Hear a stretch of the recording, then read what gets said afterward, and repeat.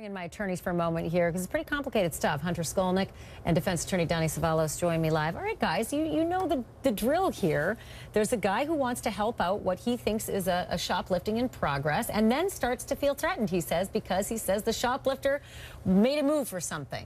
Does that count? Because police officers get in trouble for that, too.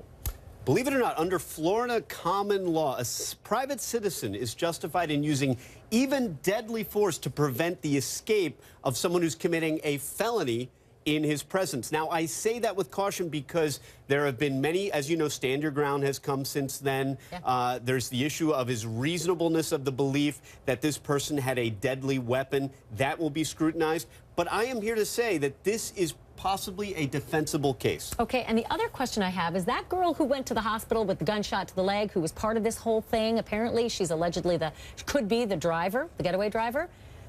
She could be charged in a felony murder, couldn't she? Ultimately, because someone died in the commission of a felony? There's no question. Even though her friend is the one who got killed? This can be felony murder, but we have to go back to the beginning. Was this a felony? They were stealing diapers.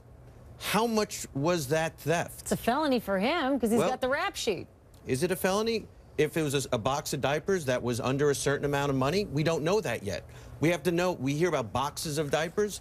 First, you have to become sure it's a felony. Yeah. Then it could be felony murder.